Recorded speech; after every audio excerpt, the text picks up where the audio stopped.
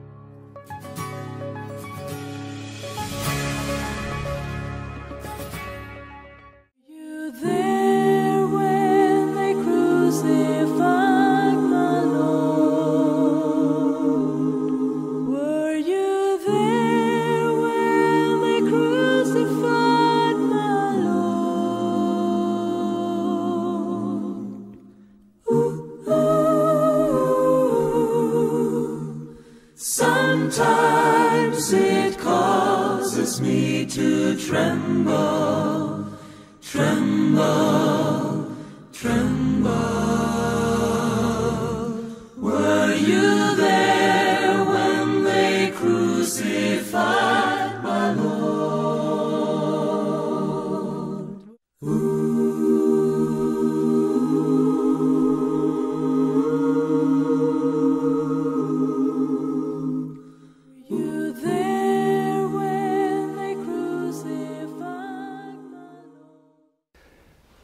우리는 열매를 먹고 살고 있습니다.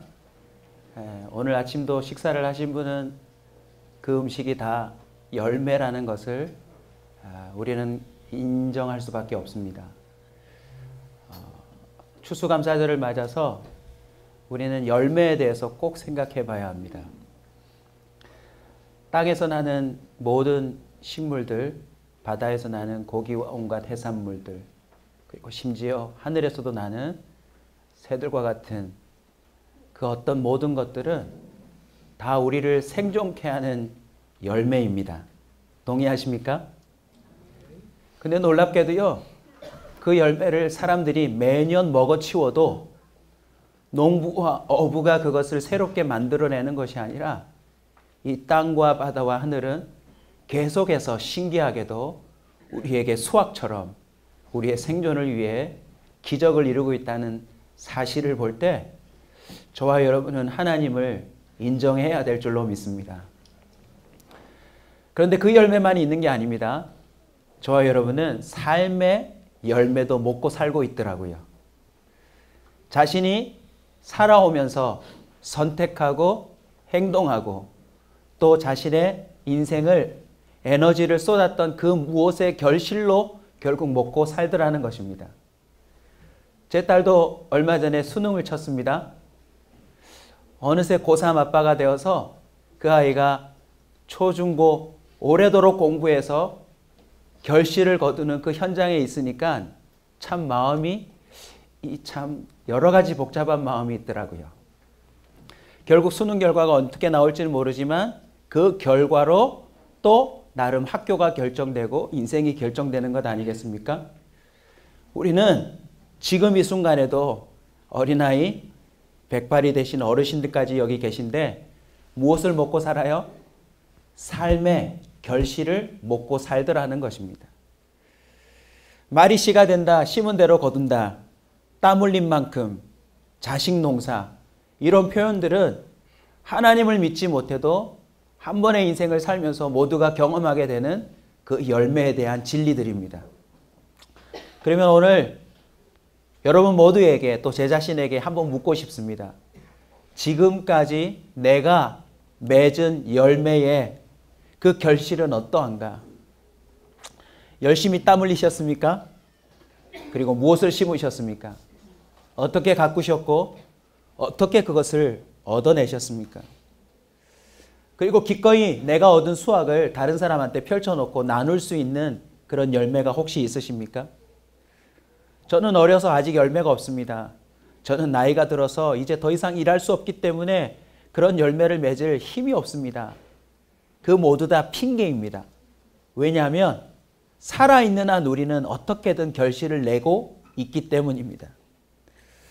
요즘 시대를 볼까요? 얼마나 열매가 풍성한 시대입니까? 무슨 뜻이냐면 기술, 과학, 문명, 인간이 땀을 섞고 이루어 놓은 그 어떠함이 가장 최첨단이라고 하는 시대입니다. 휴대폰만 해도 내년에 결실이 또 나올 겁니다. 지금 우리가 쓰고 있는 모든 폰을 내려놓고 그 폰을 사고 싶을 만큼 최첨단의 기술이 포함되어 있는 인간의 노력의 결실들이 계속 나오게 될 것입니다. 그런데 어떠세요? 행복하십니까? 이 세상 사람들이 열심히 맺는 열매들을 한번 보십시오. 과연 우리가 맺고 있는 결실들이 진짜 결실일까? 사람들의 힘과 노력이 최첨단의 열매, 더 풍성한 열매를 맺는다지만 그 열매가 우리를 행복하게 해주지 못하는 그런 증상들이 너무나도 많다는 거죠. 여러분 요즘 과일 맛보셨어요? 너무너무 당도가 높지 않던가요? 너무나도 크기가 크지 않던가요? 근데 그거 아세요? 그게 다 유전자 조작된 거래요. 본래 하나님이 결실을 이루도록 주신 것이 아니라 인간이 인위적으로 더 좋게 만들려고 손을 댔다는 것이죠. 그래서 저는 오늘 추수감사절을 맞아 우리 모든 분들에게 이렇게 좀 도전해보고 싶습니다. 조작된 열매에 속지 않기를 소원합니다. 오늘 이 자리에 고3 친구들도 제법 와 있는 걸로 알고 있는데요. 자신의 성적에 너무 웃고 울고 할 필요가 없어요. 그 성적이 진짜가 아닐지도 모르니까. 아멘이 없네요. 자신이 있나 보네. 조작된 열매, 인위적인 열매, 그 열매의 특징을 보니까 인스턴트 열매예요. 무슨 뜻이냐면 창조주가 주는 열매는 매년 동일한데 조작된 열매는 올해는 나올 수 있지만 내년에는 안 나올 수 있습니다. 인간이 손댄 열매는요. 풍성한 것처럼 보이지만 결국 독이 돼서 돌아온다는 걸 이 사회는 얘기해 주고 있습니다. 그러면 좀 더 범위를 다시 좁혀서 우리 자신에게 올까요? 오늘 2018년 또 한 번의 추수감사절을 맞이하는 오늘 여러분이 지금 맺고 있는 아니 또 연결어가는 삶의 결실을 볼 때 뭔가 잘못됐다고 하는 느낌이 혹시 들지 않으세요? 난 정말 제대로 내 인생을 농사짓고 있구나라는 그런 확신이 드십니까? 저는 개인적으로 목사지만 제 인생에 매년 결실이 잘못되어 있다는 걸 제 스스로가 알 수 있었습니다. 왜냐하면 사랑한다고 사랑하는데 사랑이 아니더라고요. 대표적인 예로 우리 집사람에게 난 당신을 사랑해 하고 열심히 사랑의 열매를 나누어 줬는데 우리 집사람이 별로 안 좋아하더라고요. 혹시 결혼하신 분은 오늘 집에 가서 솔직히 물어보십시오. 내가 사랑한다고 당신을 사랑하는데 당신 정말 좋아하느냐? 내가 맺은 결실을 줘서 마치 사과처럼 한번 한 입 베어보세요라고 주었는데 상대편이 그냥 솔직히 맛없어라고 말해줘야 되는데 먹을만해 하고 같이 살고 있는 것은 아닌지 점검해 보셔야 합니다. 우리 자녀들도 나름 부모로부터 새 인생에 그런 기회를 부여받고 중고등학생 올라왔는데 나름 여러분들도 자식 농사의 열매 아닙니까? 오늘 솔직히 부모님에게 가서 이렇게 물어보십시오. 엄마 아빠 자식 농사 잘 됐다고 생각하세요? 혹시 나 열매로 말미암아 만족하세요?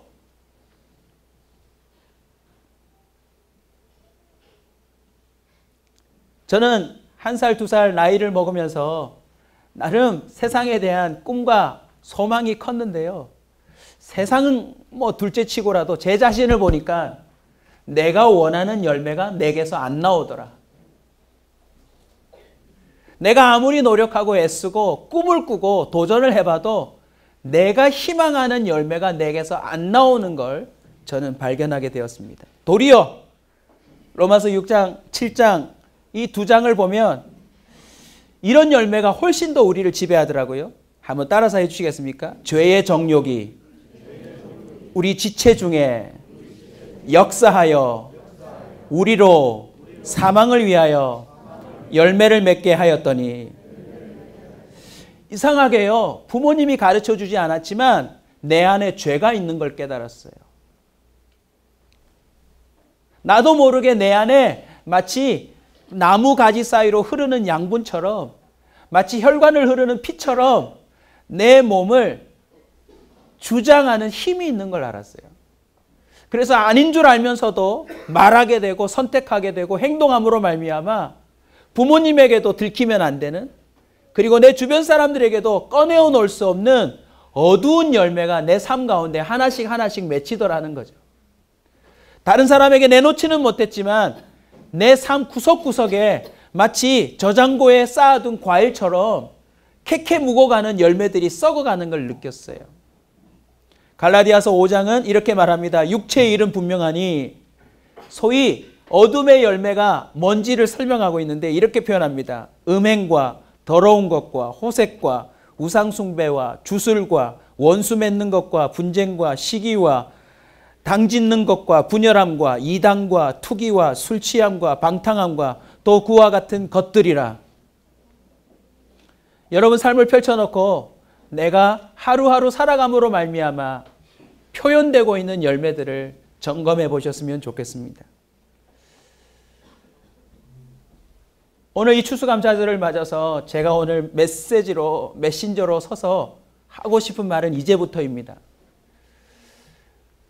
내가 아무리 맺고 싶은 열매가 있어도 맺히지 않는 제 삶을 두고 저는 손을 들었어요. 왜냐하면 우리 부모도 저를 얻지 못하더라고요. 이 사회의 교육도 저를 어떻게 바꿔놓지 못하더라는 거죠. 그래서 사실은 제가 중고등학교 졸업할 쯤에 저는 제 책상 안에 수많은 수면제를 갖고 있었습니다. 뭐 하려고요? 먹고 죽으려고요.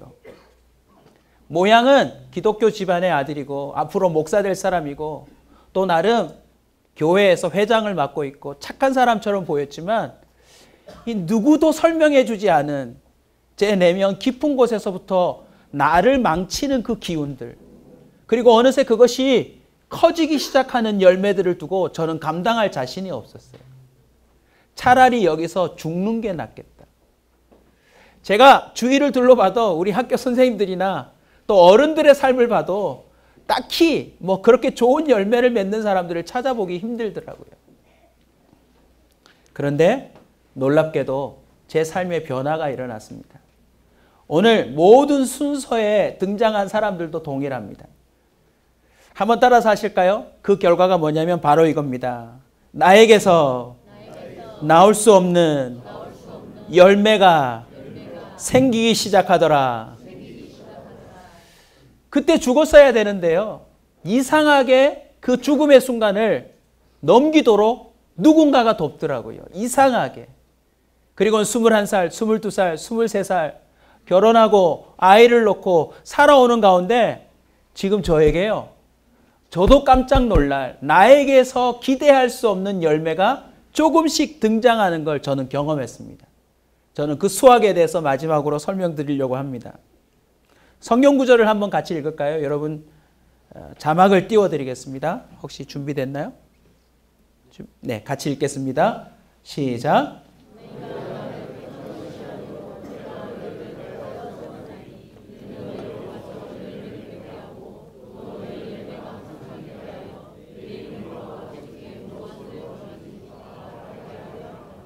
아멘. 17절도 한번 같이 읽을까요?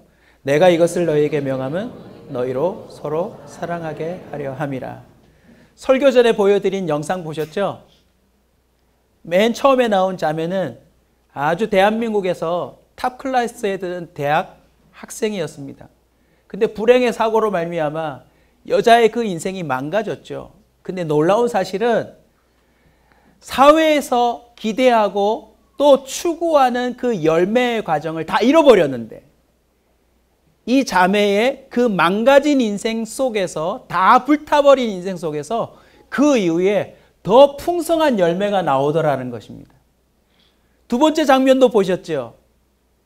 다리가 없고 팔이 없고 세 번째 장면도 마찬가지입니다. 이 사회에서 말하는 열매를 맺으려면 갖추어야 될 온갖 가지들이 다 꺾이고 잘려있는 인생인데 공통적으로 저들에게 기대할 수 없는, 아니 기대해도 그 이상 상상할 수 없는 열매가 훨씬 더 많이 맺히더라는 것입니다. 인생의 열매는 성적으로 맺히는 게 아니더라고요. 보통 이렇게 하면 청소년들이요. 아멘, 할렐루야 막 이럽니다. 대체로 공부를 잘하는 친구들이 온 것 같아요. 어른들 한번 대답해 주십시오. 집안의 배경과 나름 승진과 자신이 추구했던 그 모든 것을 통해서 정말 인간이 맺어야 될 열매가 맺히던가요? 솔로몬 왕이 대표적으로 고백해 두었습니다. 인생이 이 땅에서 하는 모든 일들은 바람 잡는 일이더라. 헛되고 헛되더라. 이렇게 말하고 있습니다. 오늘 본문에 보시면 너희가 나를 택한 것이 아니요 내가 너희를 택했다라고 말하는데 제가 제 인생 가운데서 나에게서는 나올 수 없는 열매가 등장하기 시작하는 그 증상을 통해서 이걸 깨달았어요. 하나님이 나를 택하셨구나. 하나님이 나를 지목하셨구나. 여러분, 이것을 어떻게 알 수 있는 줄 아십니까? 그 첫 번째가 꼭 기억해 두십시오. 이전에 내가 어찌할 수 없이 맺고 살아가던 어둠의 열매를 맺지 못하도록 가로막고 서시더라는 거죠. 할렐루야. 함부로 말하던 말, 함부로 생각하고 함부로 내 인생 가운데 선택하고 행동해서 맺히는 그 열매들에 대해서 가슴 치고 살아가는 나에 대해서 이제 더 이상 그 열매를 맺을 필요가 없다고, 그리고 그 열매를 맺어서는 안 된다고 가로막고 서는 존재가 있더라는 거죠. 물론 눈앞에 딱 나타나서 오호 기봉아 하고 하나님이 나타나신 건 아니었지만 부인할 수 없는 사건과 또 이런저런 관계들 속에서 하나님이 나를 끌어가셔서 이전에 내가 함부로 맺고 살아가던 모든 열매가 멈추도록 도와주시더라는 것입니다. 오늘 이 자리에 등장한 우리 교회 모든 성도들도 저는 동일하다고 확신합니다. VIP를 초청하면 보통 아주 유명한 연예인들, 아주 유명한 가수, 아주 멋진 퍼포먼스를 해주는 유명한 사람들을 초대하지만 저는 오로지 우리 교인들로 여러분 앞에 소개한 이유가 뭔지 아십니까? 제가 만나보니까 우리 교회 성도들도요, 다 자기 열매를 맺고 살았어요. 다 자기가 희망하는 열매를 맺고 살았지만 하나같이 별로 행복하지 않더라는 거죠. 그리고 그걸 깨달아서 교회에 온 게 아니라 이상하게 하나님이 다 콕낀 사람들처럼 여기다 끌어놓더라는 거죠. 그리고 사람들마다 시간의 차이는 있지만 이제 더 이상 세상에 조작된 열매에 착각하며 거기에 웃고 즐거워하며 행복하며 살지 못하도록 모두 다 마치 이전의 가지들을 다 잘라놓은 듯 그렇게 한 사람 한 사람을 붙들어 놓은 것을 경험했습니다. 그리고는 어떻게 하실까요? 오늘 본문에 보시면 너희가 나를 택한 것이 아니요 내가 너희를 택하였나니 이는 너희로 하여금 뭐하게 하려 함이라고요? 열매를 맺게 하려 함이라. 할렐루야. 여러분, 하나님이 택한 사람은 자신의 어둠의 열매를 멈출 뿐만 아니라 이제 하나님이 본래 의도하셨던 열매가 그 인생을 통해서 맺혀진다는 걸 꼭 믿으시기 바랍니다. 여러분의 남은 인생 차이가 있겠지만 오늘 이 추수감사절을 기점으로 제가 여러분에게 함께 나누는 이 메시지를 가슴에 꼭 품었으면 좋겠습니다. 나도 내 스스로의 열매를 멈추고 창조주가 본래 이 세상에 나를 존재케 하면서 의도했던 열매가 맺혀지기를 원한다라고 하는 그런 겸손한 마음을 오늘부터 품으실 때 하나님이 여러분의 인생 가운데도 역사해 주실 줄로 믿습니다. 하나님이 저를 택하셔서 이전에 어둠의 열매를 멈추게 하시고 제게서 나올 수 없었던 열매가 맺히게 하신 그 증거를 소개합니다. 간단합니다. 그 첫 번째가 뭔지 아세요? 사랑입니다. 지금까지 제가 갖고 있는 사랑으로 우리 배우자와 자녀와 내가 아는 사람들을 사랑하려고 했는데 그 사랑은 매우 조건적이고 이기적이고 한계가 너무 많아서 그 사랑이 도리어 부작용이 생길 때가 더 많더라고요. 아까 연애마귀 보셨죠? 사랑을 빙자해서 모든 사람을 불행하게 하는 거. 여러분, 가장 비극적인 싸움이 어디서 일어나는 줄 아세요? 나라가 아닙니다. 부부간에서 일어나더라고요. 가장 비극적인 사랑이 부모 자식 간에 일어나서 그것이 파생되어서 사회적인 범죄로 이어지더라는 것입니다. 그런데 놀랍게도요, 하나님으로부터 제게 어떤 은혜가 임했냐면 제게 없는 사랑을 할 수 있는 힘을 주셨습니다. 그 사랑이 뭘까요? 예수 그리스도의 사랑이었고요. 아직 온전히 실천되지 않았지만 그 사랑은 상대편을 위해서 한번 따라합시다. 내가 죽는 것. 많은 사람들이 자신은 죽지 않고 사랑하려고 하더라고요. 그런데 하나님의 사랑은 진짜 사랑한다면 죽는 것이었습니다. 그냥 에이 내가 죽어주지가 아니라 상대편을 위해서 내가 죽는 것입니다. 로마서 6장 22절은 이렇게 말합니다. 너희가 죄로부터 해방되고 하나님께 종이 되어 거룩함에 이르는 열매를 맺었으니 그 마지막은 영생이니라. 제 사랑과 하나님의 사랑의 차이가 있었는데 그게 뭐냐면 제 사랑은요 쾌락적인 사랑이었어요. 어쨌든 내가 기분이 좋아야 되고 어쨌든 내가 즐거워야 되고 어쨌든 그 사랑으로 말미암아 내게 주어지는 이익들이 있어야 됐습니다. 근데 하나님이 주신 내게 주신 사랑의 특징이 뭐냐면 거룩함이었어요. 사랑하면 할수록 나도 거룩해지고 상대방도 거룩해지는, 내가 사랑한다고 주장하면 주장할수록 상대편이 더 행복해지고 더 건강해지고 더 아름다워지는 그런 사랑의 종류다라는 것입니다. 그 사랑에 이어서 또 제가 맺게 된 열매가 뭔지 아십니까? 오늘 나온 그대로입니다. 감사입니다. 이 감사는요, 감사합니다라고 하는 것이 아니라 정말 다시 보답하고 싶은 표현으로 이어지는 그 감동과 감격을 의미합니다. 감사는요, 하나님이 내게 주신 은혜와 사랑을 깨닫지 못하면 불가능한 일입니다. 그런데 무슨 감사입니까? 우리 꼬마들 노래하는 거 보셨죠? 이래도 감사, 저래도 감사, 이렇게 저렇게 돼도 감사, 아무래도 감사, 어쨌든 감사. 이 감사가 어떻게 가능한지 여러분 아십니까? 한번 따라서 해주실래요? 나를 사랑하시는 하나님이 나를 위하여 모든 것이 선이 되게 하신다. 그래서 불의의 사고도 나중에 알고 보면 그 자매에게 더 좋게 하시는 거더라고요. 이 자매가 정말 지금 왕성한 활동을 하고 살아가는데 많은 사람이 인터뷰하는데 꼭 하는 질문이 이거래요. 이전에 아름다운 그 모습으로 돌아가고 싶지 않냐고. 자매는 한 목소리로 얘기합니다. 절대 돌아가고 싶지 않다. 팔다리를 잃어버리고 살아가는 저 사람들에게도 똑같이 물어보면 똑같이 답한대요. 지금이 자신의 생애에서 가장 행복하다고. 이유가 무엇입니까? 자신의 삶을 붙들고 있는 신실하신 하나님 때문입니다. 우리는 보통 내가 기뻐하는 것만 감사하고 내가 원치 않는 건 불평과 불만으로 가득 찹니다.